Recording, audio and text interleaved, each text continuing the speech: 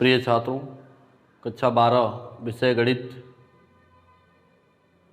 में हम लोग डिटर्मिनेंट अर्थात सारणी को पढ़ रहे थे।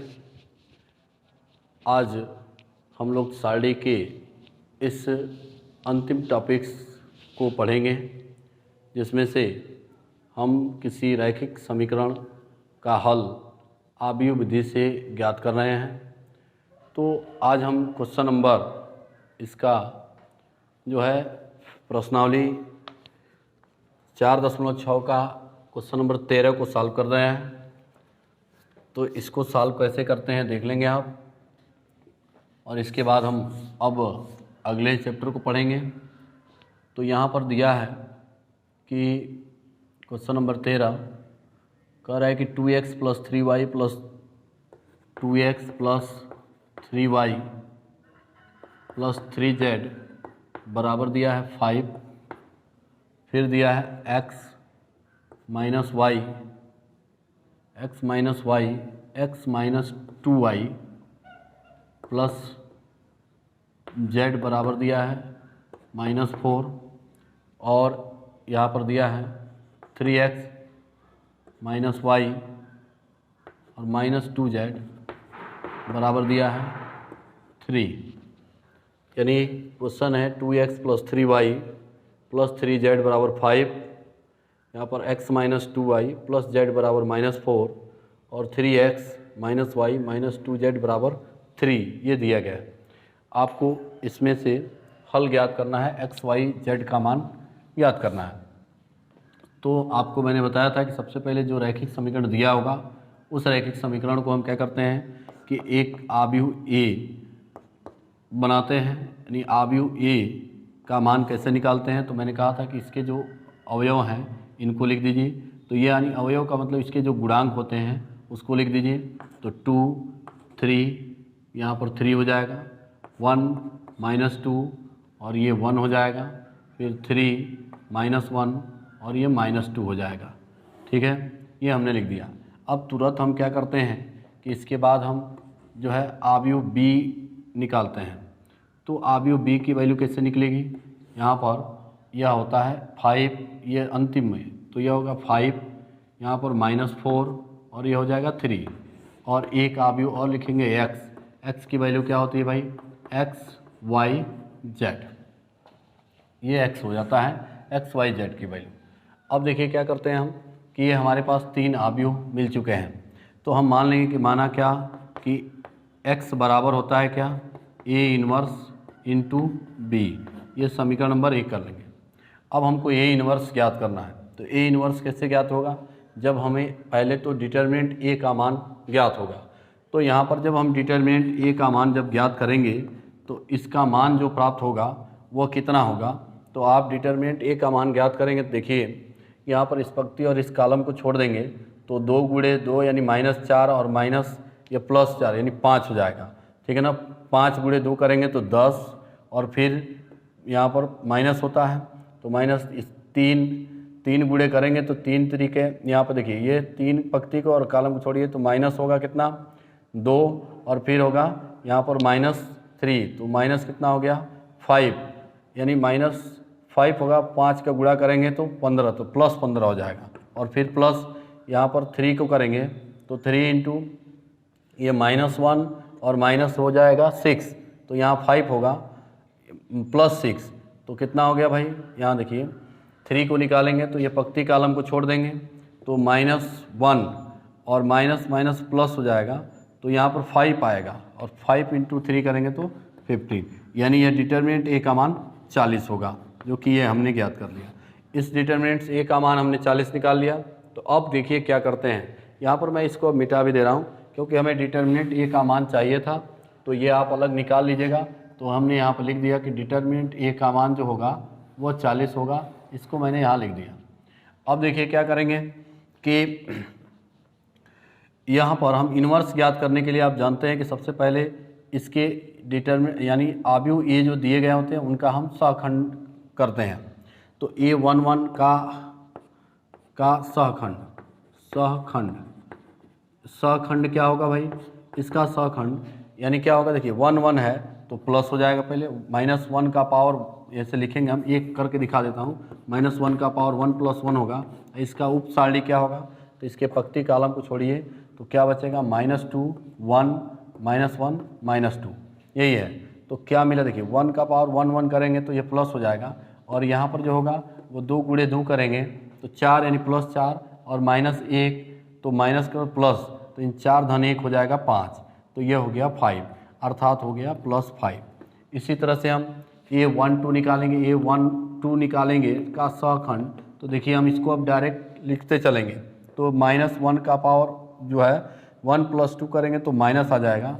अब इसको क्या करेंगे, यानी इसको निकालें, इसके पक्ति और इसके कॉलम को छोड़ दीजिए, तो -2 यहाँ पर -2 और -3, तो कितना हो गया, -2 और -3 मिलकर हो गया -5, तो यह हो गया -5, और यहाँ पर हो जाएगा +5।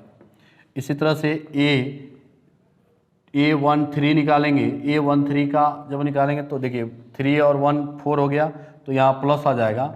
-1 का पावर 1 + 3 करेंगे तो प्लस, और इसके पक्ति कॉलम छोड़िए तो -1 और माइनस प्लस जो है 5 करेंगे, देखिए +6, तो -1 + 6, यानी यहाँ पर क्या हो रहा है, यहाँ पर होगा -1 और माइनस, फिर यहाँ पर हो जाएगा -6, तो +6 हो जाएगा। तो -1 और +6 की वैल्यू फिर आ गई +5, तो यहाँ आ गया +5। तो इस तरह से हमने फर्स्ट को निकाल लिया।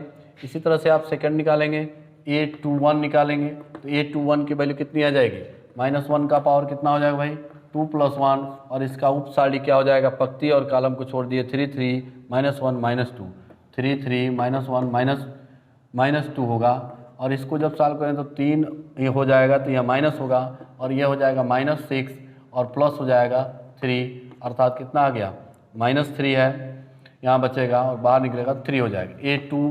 A2 निकालेंगे तो फिर -1 का पावर 2 + 2 होगा, इसका उप सारणी लिखेंगे तो पक्ति कॉलम को छोड़ दिए 2 3, तो यह हो गया 2 3, और 3 और -2, 3 और -2, 3 और -2 हो गया। तो इसको भी आप सॉल्व करें तो ये प्लस हो जाएगा, और ये हो जाएगा -4, और माइनस कितना हो जाएगा भाई 9, तो यह हो गया -13। ठीक है, यहाँ पर कितना हो रहा है, 2 दूनी 4, -4, -3 3 9, तो माइनस हो जाएगा कितना जो है 13। अब यहाँ पे A23 निकालेंगे तो इसकी वैल्यू -1 का पावर 2 + 3 होगा, और इसका उप सारणी क्या होगा, इसके पक्ति कॉलम को छोड़िए 2 3 और 3 -1, 2 3 3 -1 कितना हो जाएगा, अब यह 5 यानी माइनस होगा, तो यह हो गया -2, और माइनस इसका करेंगे तो माइनस हो जाएगा 9, तो ये कितना हो गया -11, और ये बाहर निकलेगा तो 11 हो जाएगा A23। अब क्या मिला, इसके बाद A31 निकालेंगे। A31 की वैल्यू -1 का पावर 1 + 3 होगा, इसका उप सारणी, तो देखिए इसका हम निकालेंगे, ये और ये छूटेंगे तो 3 3 -2 और 1, 3 3 -2 और 1, 3 3 -2 और 1, तो कितना हो जाएगा ये, हम यहाँ देखिए 3 और 1 करेंगे 4 होगा, तो प्लस होगा, तो ये हो गया 3 और -3 × 2 करेंगे तो कितना होगा 6, तो माइनस है तो ये +6 होगा। देखिए 3 - 6 यानी माइनस तो रहता है, तो ये +6 होगा, तो ये होगा 9। अब इसके बाद यहाँ पर A32 निकालेंगे, तो ये -1 का पावर हो जाएगा 5, और यहाँ पर इसका उप सारणी क्या होगा, तो इसका जो उप सारणी होगा ये और ये छूटेगा, तो 2 3 1 1, तो यह हो गया 2 3 1 1, तो कितना होगा भाई, यहाँ पर माइनस आ जाएगा, और यह हो जाएगा 2 - 3 -1, और बाहर निकलेगा तो ये +1 हो जाएगा। तो ये हमने निकाल लिया, और एक अंतिम निकाल लेंगे, क्या इसका अंतिम है A33, -1 का पावर 3 + 3 होगा, और इसका उप सारणी क्या होगा, तो ये पक्ति कॉलम जो 2 3 और 1 -2, 2 3 1 -2, तो यहाँ प्लस हो जाएगा, और यह हो जाएगा -4 -3, तो यह हो गया -7। तो अब लिख देंगे सखंड से बना आव्यूह। आव्यूह क्या होगा भाई, आव्यूह को हम कोई नाम दे देते हैं, डी कर देते हैं, आव्यूह डी, कैपिटल डी कर दीजिए। क्या आव्यूह डी बराबर क्या होगा, तो इसके द्वारा आव्यूह बनाएंगे, तो देखिए A115 है, A12 भी 5 है, A13 भी 5 है, तो 5 5 5 आ गया, सॉरी A11 है ना, तो ये होगा 5 5 और 5। इसके बाद क्या आया है, A21 3 है, इसके बाद ये -13 है और फिर ये 11 है, ठीक है ना, और फिर यहाँ पर 9 है, 1 है, 9 1 और जो है -7 है। तो इस प्रकार आप लिख देंगे सहखंड, यानी ये तो बना दिया हमने, तो एडजॉइंट ए निकालेंगे। अब एडजॉइंट ए की वैल्यू क्या होगी, इसलिए एडजॉइंट ए बराबर क्या होता है, इसका परिवर्त तो डी डैश, तो परिवर्त कर दीजिए, तो क्या होगा 5 5 5 होगा और ये हो जाएगा 3 -13 और -13 और 11 हो जाएगा। देखिए ये 5 5 5 हो गया और ये 3 -13 और ये 11 हो गया और फिर यहाँ पे क्या हो गया 9 1 और -7 हो गया। तो इस प्रकार हमने एडजॉइंट ए की वैल्यू हमने ज्ञात कर लिया, ये है एडजॉइंट ए, ठीक है ना। इतना एक बार चेक कर लेते हैं कि हमने कहाँ पे गलती तो नहीं किया कहीं पे, तो गलती करने की जो संभावनाएं होती हैं उपसारणिक निकालने में होती हैं। तो A11 ये सही है, यहाँ पर देखिए हम इसको निकालते हैं, तो A21 की वैल्यू क्या है भाई, A21 इसकी है, तो ये पंक्ति को कॉलम को छोड़ देंगे, 3 3 -1 -2 3 3 -1 -2, तो ये हो जाएगा माइनस हो जाएगा और ये 3 दूनी 6 और माइनस करेंगे तो क्या होगा भाई प्लस हो जाएगा 3, तो यहाँ पर होगा -3 बाहर निकलेगा +3। इसका निकालेंगे तो ये होगा, इसके पंक्ति कॉलम को छोड़िए 2 3 और फिर 3 और -2 2 3 3 और -2, तो ये 4 प्लस होगा -4 और -9, तो ये -13 हो जाएगा। अब इसके बाद इसको लिखेंगे तो ये पंक्ति कॉलम को छोड़िए 2 3 3 और -1 2 3 3 और -1, तो यहाँ 3 और 2 करेंगे तो 5 हो जाएगा और ये माइनस होगा और यहाँ पर -2 और -9, तो यहाँ माइनस हो गया 11 और बाहर निकलेगा तो -1 गुणा होगा तो +11 हो जाएगा, ठीक है। और इसके बाद की जो चीज़ें हैं वो सब सही हैं, अर्थात हमने जो इस वैल्यू को निकाला वो ठीक है। अब क्या करेंगे हम, सखंड से बना अवयव तो हमने निकाल लिया और इसके बाद एडजॉइंट ए निकाल लिया। अब इन्वर्स की बात करते हैं हम, तो इन्वर्स निकाल लीजिए। इन्वर्स के लिए क्या होता है कि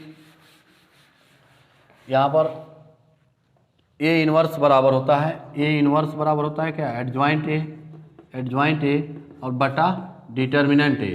तो इस वैल्यू को यहाँ रखेंगे और डिटर्मिनेंट ए का मान हमने निकाल लिया है पहले, तो हो जाएगा ए इन्वर्स बराबर एडजॉइंट ए की वैल्यू है ऐसे क्या है भाई 5 5 5 है और फिर 3 3 -13 है और 11 है और फिर 9 1 और -7 है और बटा हो जाएगा डिटर्मिनेंट ए यानी 40, तो ए इन्वर्स की वैल्यू हो जाएगी 1/40 और ये हो जाएगा 5 5 5 3 -13 11 9 1 -7, इतना हो गया। अब हम लिख देंगे कि ए इन्वर्स कामा जो है ए इन्वर्स कामा बी तथा एक्स का मान समीकरण 1 में रखने पर, तो समीकरण 1 आपने पहले से भी निकाल रखा था, वो पहले समीकरण हम इस बात को बताए भी हैं कि समीकरण 1 क्या है, ठीक है ना। तो यहाँ पर समीकरण 1 आप यही लिखे थे कि x बराबर ए इन्वर्स इंटू बी, तो x की वैल्यू आप जानते हैं कि यही आया था, x y z आया था और ए इन्वर्स की वैल्यू हमने निकाला है 1/40 और ये हो जाएगा 5 5 और ये 5 3 -13 और 11 होगा 9 1 -7 और इंटू बी की वैल्यू जो होती है वो हम यहाँ पे लिख दे रहे हैं क्योंकि मिटा दिया हूँ। बी की वैल्यू होगी जो लास्ट में समीकरण के अंतिम वाले ये हो जाएंगे 5 -4 और 3, यह है 5 -4 और 3। चलिए इसका गुणा करा देते हैं, तो यह हो जाएगा x y z, इसकी वैल्यू बराबर होगी 1/40 और यहाँ पर दिया है इसका गुणा करते हैं हम, तो यहाँ देखिए इसकी पंक्ति का गुणा कॉलम करेंगे तो 5 25, तो ये हो गया 25 और -4 3 12 और फिर यहाँ 29 27 होगा तो प्लस हो जाएगा 27 और फिर यहाँ पर होगा इसका गुणा करेंगे फिर पंक्ति में, तो 5 25 और फिर यहाँ माइनस माइनस प्लस होगा, 13 चौको 52, तो प्लस हो गया 52। और यहाँ पर इसके बाद करेंगे तो होगा +3, इसका हो गया। फिर 5 25 और फिर 11 चौको 44 यानी -44 और फिर 7 3 21, तो यह हो जाएगा -21। तो अब यह x y z है, x y z, और ये वैल्यू हो जाएगी 1/40 है, 1/40। और ये देखिए इसमें से देखिए 7 यहाँ पर ये हो जाएगा 5 7 5 12 और 2 2 4 1 5 और -12। यहाँ पर हो गया कितना, जोड़ दीजिए, तो 3 2 5 5 10 और यहाँ देखिए 10 और फिर हो गया 5 2 7 1 8 और फिर इसको जोड़ दीजिए तो यहाँ पर हो जाएगा 25 और माइनस ये 4 1 5 और 4 2 6, ये हो गया।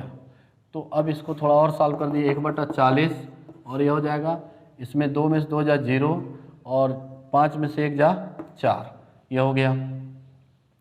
यानी अब यहाँ हो गया 80 और ये कितना बचा भाई, -5 में से 5 जा 0 और 6 में से 2 जा 4, -40।